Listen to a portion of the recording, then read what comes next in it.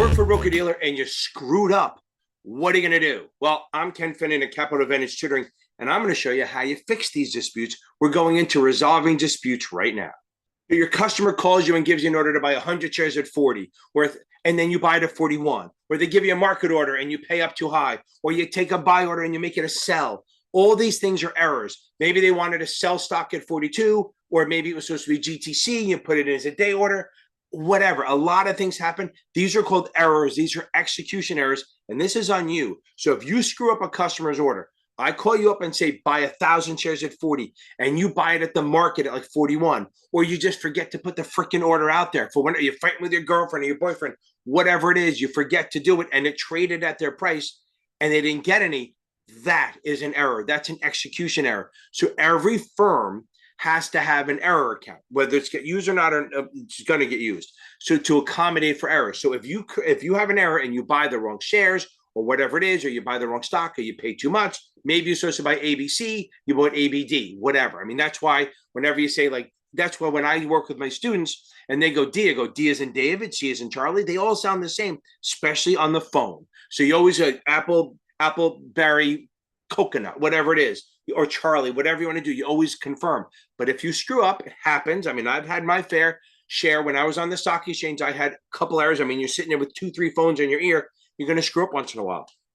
That's what error accounts are for. So what happens is your trade, if you make a mistake, you put it into the error account, and then you're going to have to resolve it by selling it out or whatever.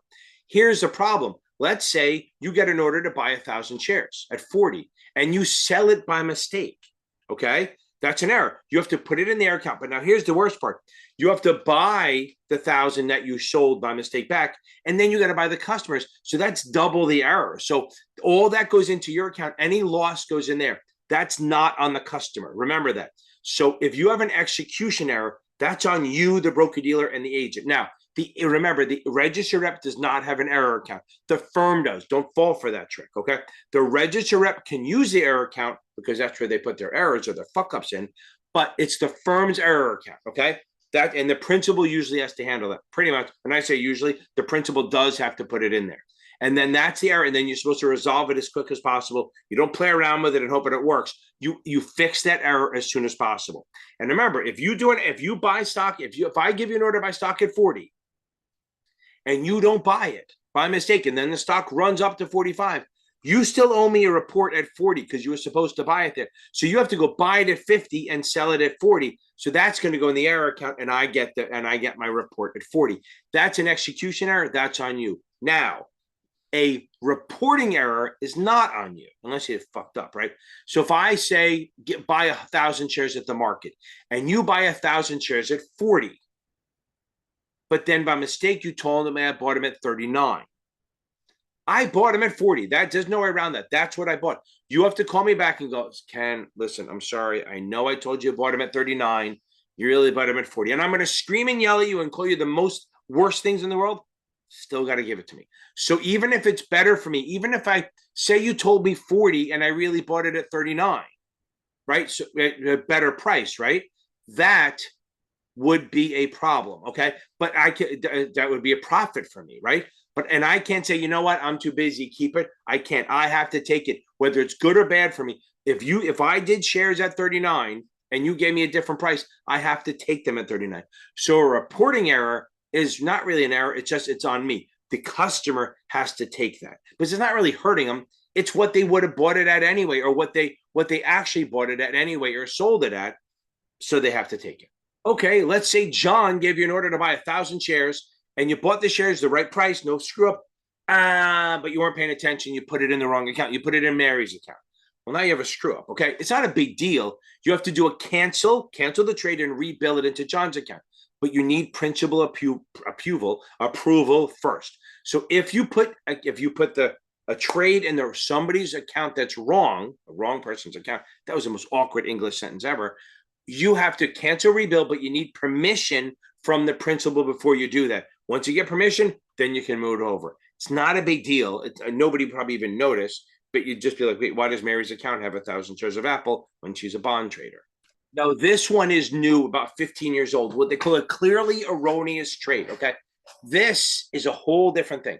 This came by right around maybe 2009 because they had the flash crash where somebody went to sell $30 million worth of Merck or something like that and sold 30 million shares. They hit the wrong button and it caused the whole market to crash. So what happened is all these stocks are trading at 40 and Merck went from like 40 to like 29 in a trade.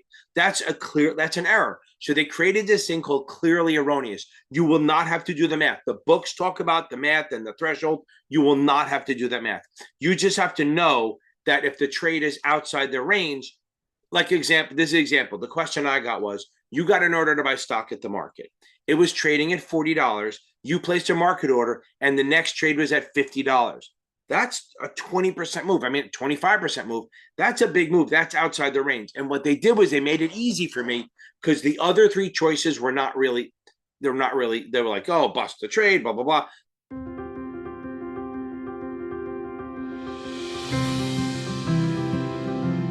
The last one was file a clearly erroneous report. So that's what you do. If you think a trade is outside the range, say you'll try to buy stock at 30 and you end up buying it at 35 or 37, that's a big gap. I know some people think it isn't. That's a big gap, okay? You would call up within 30 minutes, you would reach out to FINRA and file a clearly erroneous report trade. You say, hey, listen, this is outside the range. Now remember, that one stock could affect a lot. If there's mergers and other stuff, they can actually have multiple stocks going into this format. Like if one stock moves, other ones move with it. So they got to adjust that. Okay. So if you see a stock trade move too much and they're not going to make you remember the thresholds, there's a whole chart in all the books where they make you do it. Don't worry about it. They're not going to ask you. But clearly erroneous trade is within 30 minutes of the transaction, you file with FINRA that there's a clearly erroneous trade. They have 30 minutes to say yes or no.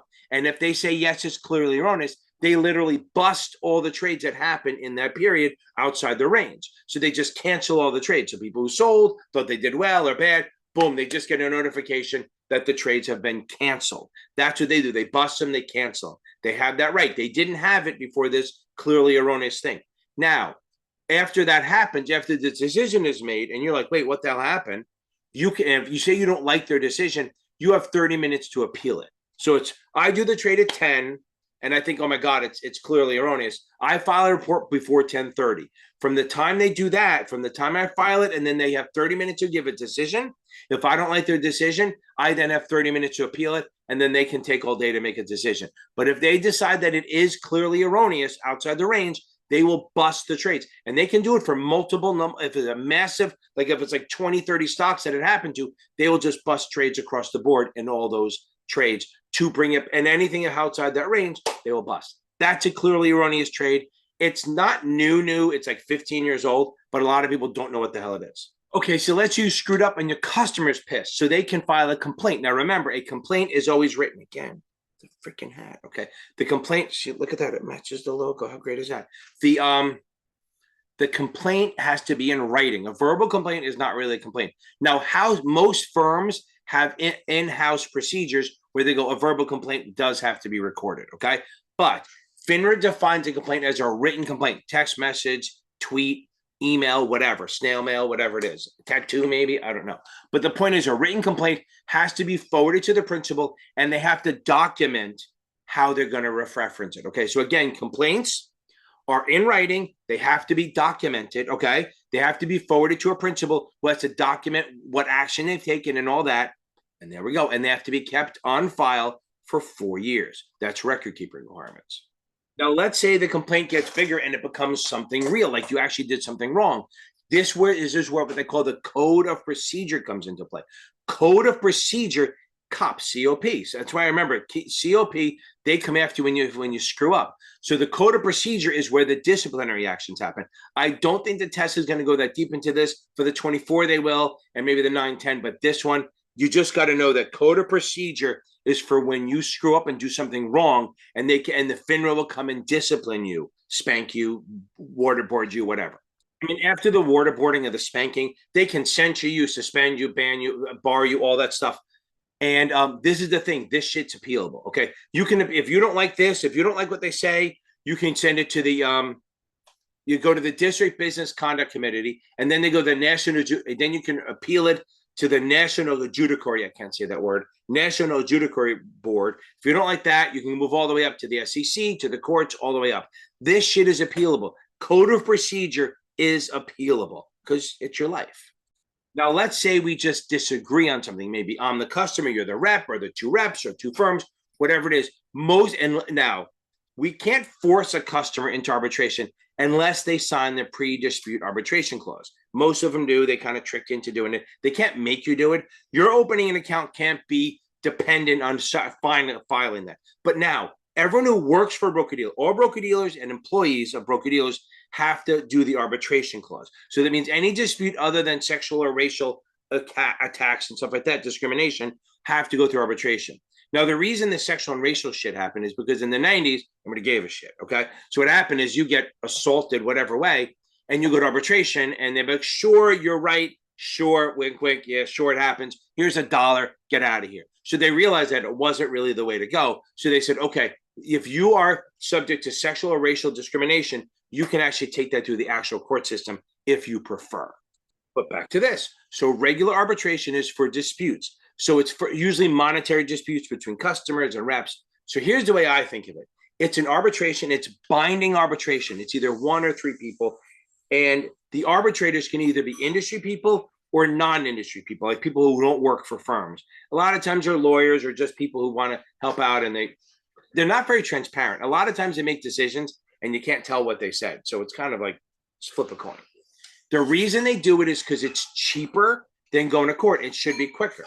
So I was at the firm and we were trying to go to court. We went to arbitration. That still took a year to arbitration. Think how long the court system in New York would take, okay? So we go to arbitration. So before they do that, they try to send you to mediation. Mediation is where you're sitting on a table and there's a guy there in the middle, an arbitrator, but he's just a mediator. And they try to make you come up with a solution on your own. You can walk away from that anytime. The arbitration, you can't. Okay, so if you end up going to arbitration, say mediation doesn't work, and you go to arbitration, once you're in there, you can settle anytime, obviously. But once an arbitrator makes a decision, it's binding. You cannot appeal it. So let's go through this stuff. So if your dispute is under $100,000, you're going to have one arbitrator because it's cheaper. Over $100,000, it's going to be three arbitrators. And let's go under the 100. If you're under 50, you can do what they call simplified, where you don't even go in front of a person. You mail your arguments in, and then they flip a coin and choose who wins. So under 50 grand or less, you can do simplified one person. From 50 to actually anything up to 100, you can do in person, one person. Over 100, it's going to be three. Okay. Now, this is what I tell everyone. If there's a human being involved, it leans public, which means non-industry. So if it's over 100 grand and it's either a rep or a customer involved, you're going to have at least two non-industry arbitrators. Now, if the public's involved, they can actually arrange it to have all three be non-industry or public arbitrators. So again, if it's an individual involved at all, there's going to be at least, if there's three arbitrators, at least two of them will be non-industry and one industry. But if a customer is involved, they can make all three non-industry. If it's a firm to firm, say UBS fights with JP Morgan or Wells Fargo, whatever it is, they will have, if it's over 100 grand, they will have three industry arbitrators. They won't have public arbitrators in there because the idea is that firms cannot handle it and they want industry people who understand this stuff. So that's arbitration. The big thing is statute of limitations for arbitration is 6 years, I think, and it's binding, no appealable. Code of procedure, which is disciplinary, is appealable. Code of arbitration, which is disputes, is not appealable. So the U4 is how you register, and there's certain disclosures that you have to put on there. Like if you've been convicted of a felony ever, if you have been convicted of a taking of money, investment thing, or bribery or perjury, misdemeanor, you have to disclose also. Okay, securities related. That's how when you register. And if you have an arbitration award, they're going to use a U6. So certain arbitration awards, not testable as far as the amount, certain arbitration awards have to be disclosed on your U6, which will then show up on your U4. When you leave a firm, they do a U5. And what happens is they disclose why, right? So if you left on your own, they do a U5 and it's listed as voluntary, we're good to go. There are other choices. There's permitted to resign, under investigation, discharged with cause, stuff like that. Those are all of those would have, and other is a good one. Anything other than voluntary, FINRA will need some sort of disclosures about why, and that'll be there. That U5, anything other than voluntary, will show up on your broker check on your U4 forever. So try not to be fired, at least not for cause. If you're just terminated, a lot of times they'll put voluntary, like, well, he failed the test, so he volunteered to leave. Okay, but sometimes it's other for layoffs and stuff like that. Nobody cares, but you don't want to be fired for cause or under investigation. So where all that information is held is on what they call CRD, the Central Registration Depository. That's where all your information is. When I first started, they didn't have this, or was, but it wasn't accessible. So every time you had to go to a new firm, you had to fill out a whole new U4, your U5, and you had to have a copy of your U5. That's the other thing. When you leave, they have to give you a copy of your U5 within 30 days, okay? And then the reason is because when you went to a new place, they wanted a copy of that. Now they just hit a button and it all populates, okay? But again, that's on your record forever. All your tests you've taken, all that stuff, your addresses, your jobs and stuff like that, all that stuff is on the CRD. And if you are disciplined and you, like, say they bar you, censure you, fine you, whatever, meaning FINRA, that will be published. They will absolutely publish it. Every quarter, they have a disciplinary quarterly headline every quarter, right? And they just list what people did wrong. It's interesting reading to see how many people are just shitheads. I feel bad because some of it is just like not like big stuff, but some people are real assholes. And it's an interesting read. Actually, there's a guy, Bill Singer, who called Broker and Broker. He goes through the arbitration awards and all that and puts his spin on it. It's really good. If you want to check out that website, go check out Broker and Broker by Bill Singer. He actually puts his own spin on it and entertaining. It's pretty funny. A little sarcastic, a little mean, but he's pretty funny. So when they say member firm, they mean broker dealers. So member firms have to do, it's called investor education.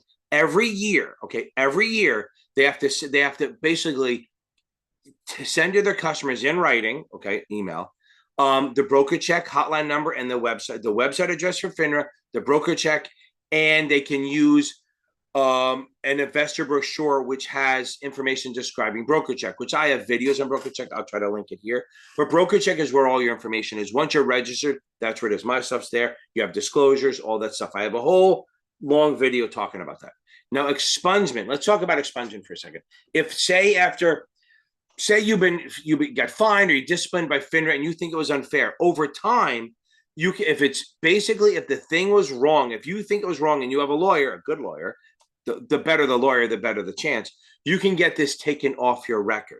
But it pretty much has to be incorrect. They're not going to do it just because it's old. It has to be incorrect. If it's false or wrong or incorrect, or it just removed, maybe they undid it, maybe you disclosed and then it was reversed, you can get that taken off. That's called expungement. And that is all you need for the disclosures and stuff like that. If you have any more questions, please check me out every Tuesday and Thursday night. I do a live Q&A, 8:30 p.m. Eastern. I was your OG, baby, the original do this. I've been doing it since before the pandemic started. Y'all wash your hands and have a good night. And I'll see you on the other side.